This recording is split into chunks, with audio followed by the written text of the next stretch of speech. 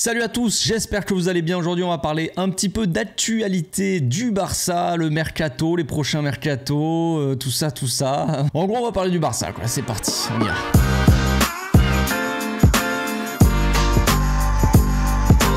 Au passage, n'hésite pas à nous rejoindre si c'est pas encore fait et à partager la chaîne autour de toi, ça fera plaisir à tonton. On a eu la grande nouvelle de la part de la Liga, il y a la masse salariale qui est sortie, la limite de la masse salariale de tous les clubs de Liga qui est sortie là tout à l'heure. Et on apprend une chose, on apprend que le Barça a une limite de masse salariale de 270 millions, ce qui est assez ridicule quand on voit la limite de la masse salariale du Real Madrid par exemple. C'est sûr qu'il y a un écart assez monumental, on dirait qu'on est un club comme Getafe. Bon, d'un côté c'est assez incroyablement ridicule, mais d'un autre côté c'est assez logique parce que dans ce calcul de limite de masse salariale, la Liga n'a pas compté les revenus qu'on est censé avoir. On est censé recevoir 160 millions de la part d'entreprise là par rapport à Barça Studio. On n'a toujours rien reçu, hein, les mecs ils sont pas pressés apparemment. Je sais pas avec qui, il va falloir quand même se poser les bonnes questions avec qui on est en train de faire des affaires parce que là c'est quand même assez compliqué. Mais bon bref, passons. On est censé recevoir 160 millions et la Liga du coup, vu qu'on n'a pas reçu encore cet argent-là, n'a pas encore comptabilisé ça, donc ce qui fait qu'on a une masse salariale très faible. Là, quand on va calculer, quand on va ajouter cette rentrée d'argent, on va dire, dans les comptes, qui sera peut-être petit à petit au fur et à mesure de la saison, je sais pas exactement, mais en tout cas, la Liga a dit que actualiser tout ça au cours de la saison, donc en février, je crois qu'il y aura le prochaine actualisation, quoi. Quand on va rajouter ça, on aura une limite salariale d'environ 400 millions, quelque chose comme ça, donc quelque chose qui devrait être un peu plus correct quoi, parce que là quand on regarde la masse salariale on dépasse de plus de la moitié ou 49% je crois, un truc comme ça, donc la moitié de notre masse salariale dépasse de notre limite quoi. C'est assez compliqué hein, pour les prochains mercato tout ça, on n'est toujours pas sorti de la merde, voilà, on doit vivre avec tout ça. D'un côté moi j'ai une belle déclaration là, ce n'est pas nouveau mais on savait déjà avant, mais là on voit les petites déclarations par rapport au transfert de Joao Félix. Il y en a qui se posent la question, savoir est-ce qu'on va pouvoir enregistrer les joueurs par exemple. Joao Félix, sachez que ça c'est assez incroyable, mais son salaire, le salaire qu'on donne à Joao Félix, si j'ai bien compris, c'est même pas par mois, c'est même pas ça, c'est sur son contrat d'un an, on lui donne 400 000 euros, ce qui est quand même assez ridicule pour un joueur comme ça. On sait que voilà, on paye vraiment pas cher son salaire, c'est incroyable, sauf que la Liga, eux, ils s'en foutent complètement qu'on paye 400 000, qu'on paye 2 euros un paquet de bonbons, de cacahuètes, si tu veux, ce que tu veux, une petite canette de cerveza, ils s'en foutent complètement en fait. La Liga, eux, ils considèrent, ils valorisent en tout cas le salaire du joueur à un tel prix, on va dire, et en fonction de leur valorisation.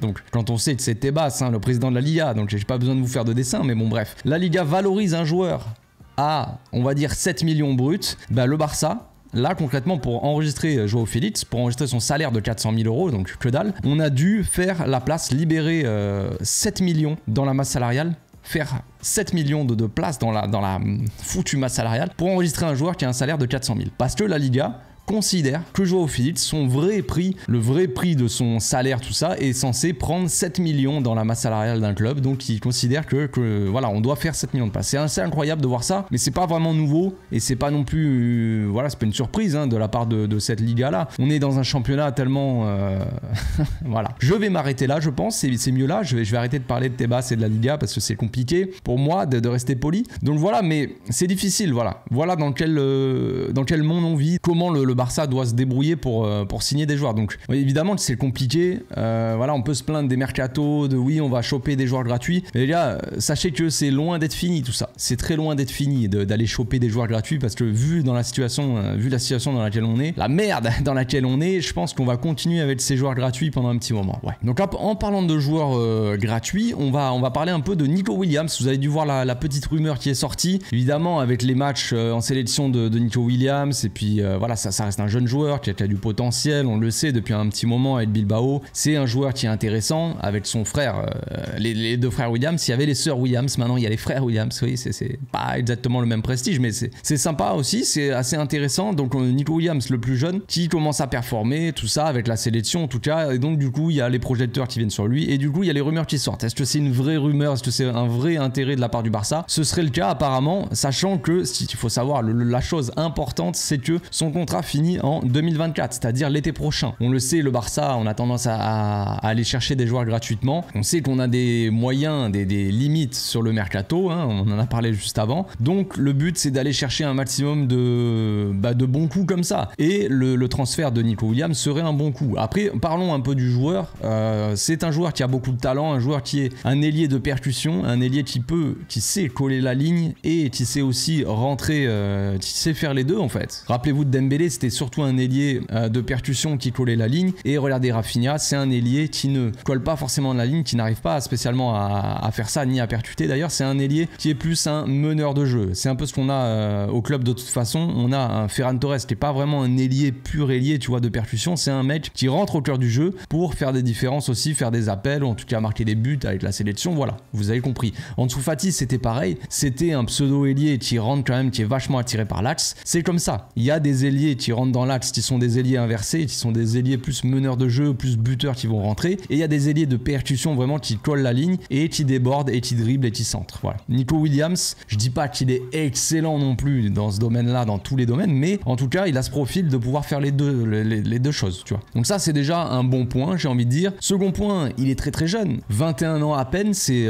voilà, il a toute sa carrière encore devant lui. C'est un ailier très très jeune, voilà, qui sort quand même du centre de formation de Bilbao. Ça, c'est vraiment le point d'interrogation pour moi. Est-ce que vraiment le joueur va partir gratuitement dans un an, alors que voilà, on sait généralement un joueur qui est formé dans un club, c'est assez rare qu'il accepte qu'il ne prolonge pas et qu'il parte gratuitement. C'est assez, ça serait faire pas un coup de poignard dans le dos de son club, mais tu vois, c'est comme si Ansu Fati, voilà, on l'avait fait briller, qu'il n'avait pas été blessé, tout ça, et que fin de contrat, il part gratuitement, tu vois. Ça passe pas très bien. Et je pense que ça passerait pas très bien aux yeux des supporters. Je pense qu'il y a quand même un mini lien affectif. Je connais pas très bien le lien qu'a le joueur avec son club, hein. Je pense que quand même ça passerait mal. Et lui, il serait très mal vu. Et je pense que les supporters de Bilbao lui en voudraient éternellement de partir libre. Donc ça, c'est un peu le point pour moi.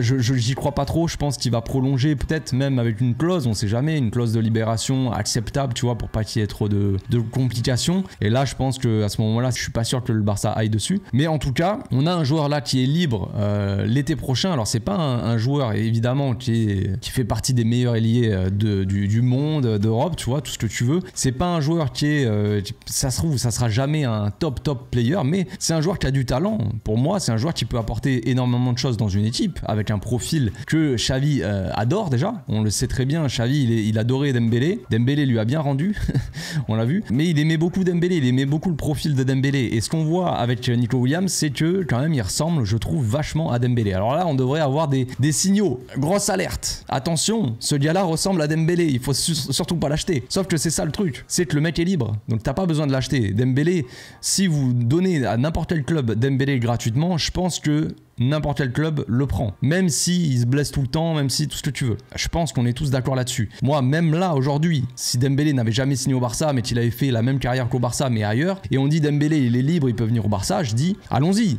Tu vois, ouais, je suis sadomaso sûrement. Mais allons-y, tu vois. Prenons Dembélé, au moins libre, tu vois, et il pourra, avec un salaire correct, évidemment, s'il demande 50 millions comme il a pris au PSG, ça ne marche pas. Mais je pense pas que Nico Williams aura un salaire de 50 millions. Je pense que ce serait un salaire assez correct dans les ordres de Pedri, tout ça, voilà, des salaires à 5 millions, des trucs comme ça, le même salaire que Ferran Torres ou des trucs comme ça. Donc pas un salaire très élevé et un joueur qui arrive complètement libre, quoi. Donc forcément c'est un bon coup. C'est un joueur qui est à l'aise des deux pieds aussi, droitier, gaucher, un peu comme Dembélé. C'est un joueur de percussion, c'est un joueur qui marque quand même de temps en temps des buts, en tout cas qui commence à marquer, même avec la sélection. Voilà, on sait qu'il peut peut-être s'améliorer aussi, parce que là concrètement, ce qu'on voit de Nico Williams, c'est un joueur de 21 ans. On peut le comparer à Dembélé tant qu'on veut, mais Dembélé il a quoi, 26, 27 ans. Donc c'est quand même, il y a quand même une très grosse différence. Il y a une marge de progression derrière. Est-ce que le gars va stagner et va rester juste un ailier de percussion et faire les mêmes performances pendant des années? On n'en sait rien. Mais ce qu'on signe là, c'est aussi un joueur, enfin ce qu'on pourrait signer, c'est un joueur qui a du potentiel derrière, qu'on peut faire progresser aussi. Donc voilà, pour moi ce serait un bon coup pour le mercato. Évidemment, tous les jours, il faut aller le chercher s'il est gratuit. Maintenant, s'il est payant, ça sera une autre histoire. On va finir un peu sur le mercato avec une petite rumeur. Vous connaissez mon amour pour Thiago Alcantara, et là il y a une petite rumeur qui est sortie la semaine dernière je crois, qui disait que bah Thiago il est libre. Et oui, il est libre l'été prochain. Son contrat finit aussi en 2024 et apparemment le club serait chaud pour venir le récupérer, venir lui offrir un salaire plus ou moins correct avec un rôle assez équivalent à ce qu'il peut vraiment apporter. On le sait, Thiago c'est un petit être fragile. Voilà, il a toujours été blessé.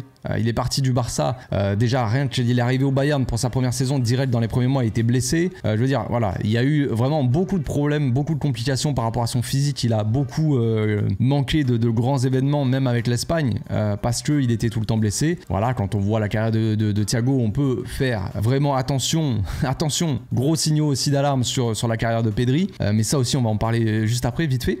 Mais voilà, Thiago, ce serait pour venir pour avoir un rôle un peu plus dans la rotation, d'apporter son expérience et son intelligence de jeu, parce que pour moi c'est un des joueurs les plus intelligents qu'on peut avoir dans le football actuel, qui joue encore au foot, mais même s'il est tout le temps blessé, c'est ça le problème. S'il n'avait pas été blessé toute sa vie, Thiago il pourrait faire partie des tops, des meilleurs milieux de l'histoire du foot. Pour moi, oui, je n'ai pas de honte à dire ça, je m'en fous. Il y en a qui sont pas d'accord ou quoi, mais pour moi c'est un talent, un génie tactique, un génie de technique, tout ça, tout ce que tu veux. Thiago il est excellent, donc voilà, il viendrait faire du bien dans la rotation, il viendrait apporter son expérience, il peut jouer un peu partout au milieu, il peut jouer un peu milieu offensif, on va dire, milieu central, plus dans un double pivot, seul pivot aussi. Il a joué à tous ces postes-là quand il était au Bayern ou même à Liverpool. Guardiola l'a bien formé pendant toutes ces années. Je veux dire, c'est un joueur, moi j'ai pas forcément les seuls trucs négatifs qu'on peut dire, c'est évidemment qu'il peut être tout le temps blessé, mais il viendrait pas pour avoir un rôle central, tu vois, d'un côté.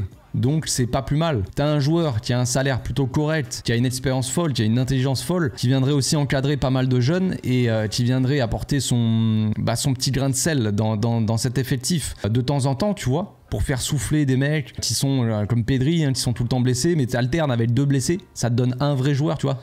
2 moitiés de joueurs pour faire un joueur, c'est incroyable. Non, je plaisante, mais voilà, pour moi ça serait une belle chose. J'ai ma propagande en marche pour le retour de Thiago. Elle n'a pas cessé. J'attends son retour depuis qu'il est parti, depuis 2013. J'attends que Thiago revienne. Voilà, je suis dans le train, sur le quai, depuis 2013. J'attends. Voilà, j'écoute un peu de musique, je bois des cafés, voilà, c'est tout. Mais j'attends. Le maillot sera floqué, les amis. Si Thiago revient, je vais floquer mon petit maillot Thiago. J'attends que ça depuis 10 ans, les gars. Donc laissez-moi tranquille. Donc maintenant, on va parler vite fait de Pedri aussi. Apparemment, il y aurait une petite info qui serait sortie aussi que Pedri, on le sait, il se blesse tout le temps. Petit être fragile, lui aussi. Donc le but un peu du club, ce serait d'arrêter un peu les conneries et de mieux gérer ce Pedrito. Pedri qui est un talent générationnel qui pour moi est déjà des meilleurs milieux de la planète actuelle, mais qui pour moi n'a quasiment aucun défaut, mais qui est tout le temps blessé. Voilà, son seul défaut c'est qu'il est pas foutu d'aligner des matchs et qu'il est tout le temps blessé. On l'a vu au début, ça allait, on a cramé une saison, Koeman, l'Espagne, les JO, tout ça, on a compris, il a joué 70 matchs dans l'année et après fini, blessé tout le temps, blessé pendant des mois. Là encore une fois, début de saison, on joue 3 matchs, il se blesse pendant 2 mois ou je sais pas combien de temps. Donc voilà, donc là le but c'est quand ils reviennent, donc là le but c'est quand Pedri revient, on va un peu mieux le gérer, c'est-à-dire qu'il jouera plus jamais de sa vie 90 minutes déjà, il va falloir arrêter. Dans les matchs importants, quand on a besoin de Pedri, titulaire Pedri, il sort à 30-20 minutes de la fin, tu vois, on fait sortir Pedri, on le souffle, peu importe le résultat, faut arrêter les conneries de toute façon. On a des joueurs de qualité, la saison dernière, forcément quand t'as des joueurs un peu moins bons sur le banc, c'est difficile de s'en passer. Là on a Gundogan, on a Gavi, on a Frenkie au milieu, on a des mecs qui peuvent alterner, ça va, il y a de quoi faire normalement. Donc ne pas le faire jouer 90 minutes, et dans les matchs qui sont pas forcément importants, des matchs contre des équipes un peu plus faibles, il démarre sur le banc, et si tu as envie de le faire jouer pour le garder un peu en jambes et pour le faire participer, tu le fais rentrer à 20 minutes de la fin, et puis voilà, on arrête les conneries. Donc j'espère que cette info est vraie, parce que franchement, je sais plus quoi faire avec Pedri. Il fait des préparations spécialement sur mesure pour lui pendant tout l'été. Pendant tout l'été, il est à la muscu, il fait du sport à fond, il est là en train de s'entretenir pour se préparer pour la saison. 3 matchs de Liga, blessé. Donc là, tu peux rien faire contre ça.